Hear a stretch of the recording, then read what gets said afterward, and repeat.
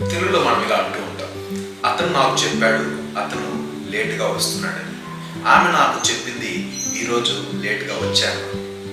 వారు నాకు చెప్పారు రేపు వాళ్ళు రారు అని. సో ఇలాంటి సెంటెన్సెస్ని మనం ఇంగ్లీష్లో టెల్ అండ్ సేని యూజ్ చేసి మనం మాట్లాడవచ్చు.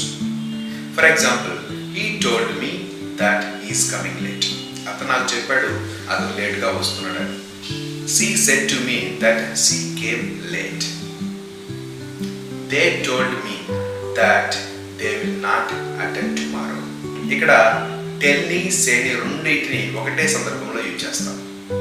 అది చెప్పటం అనే సందర్భం. టెల్ యూజ్ చేసినప్పుడు డైరెక్ట్గా ప్రొనౌన్ రాయండి. సే యూజ్ చేసినప్పుడు టు తర్వాత ప్రొనౌన్ రాయండి. So said to me, told. That is the difference. మీరు మీ ఇంటి వద్దే ఉండి ఎక్కడికి వెళ్ళకుండా మీ ఇంటి దగ్గరే ఇంగ్లీష్ నేర్చుకోవాలంటే, ఇంగ్లీష్ లాంగ్వేజ్ని ఇంప్రూవ్ చేసుకోవాలంటే మన ఇంగ్విత ఇన్స్టిట్యూట్ తరఫున మనం ఒక 30 days spoken English training program అయితే మనం స్టార్ట్ చేసాము. సో మీరు కనుక ఇంట్రెస్ట్ ఉంటే ఇక్కడ డిస్ప్లే అవుతున్న నెంబర్కి కాల్ చేయండి. Thank you all.